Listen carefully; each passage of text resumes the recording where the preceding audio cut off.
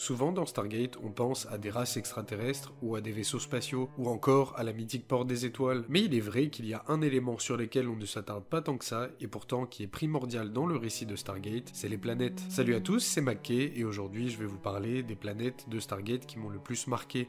On commence par Abydos, la première exoplanète qui est visitée par SG-1. Elle représente l'inconnu total, l'aventure, mais aussi la peur de ce qui peut se trouver de l'autre côté de la porte. Tout d'abord apparue dans le récit de Roland Emmerich, elle sera réintroduite dans la série SG-1 pour de nombreuses histoires, avec encore des secrets cachés, comme une des armes Goa'uld les plus puissantes, l'œil de rat. C'est tous ces éléments qui fait d'Abydos, pour moi, l'une des planètes la plus iconique de Stargate.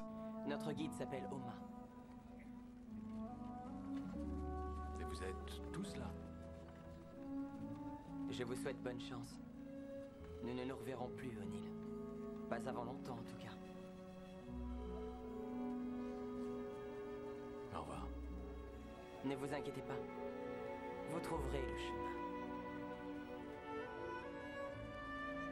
Dakara, la planète qui a porté les premiers Jaffa, sacrée pour ces derniers et pour la symbolique qu'elle représente, mais outre ses aspects très importants pour les Jaffa, elle abrite en réalité une des créations les plus puissantes des anciens, une technologie capable de créer la vie ou de la détruire. C'est grâce à la technologie de Dakara que la Voie lactée a été colonisée par les anciens, mais elle est aussi capable de la détruire avec certains réglages, comme pour l'exemple des réplicateurs. C'est ce qui, à mon sens, dû à son histoire et à sa renaissance avec le mouvement des Jaffa, qui rend cette planète mémorable.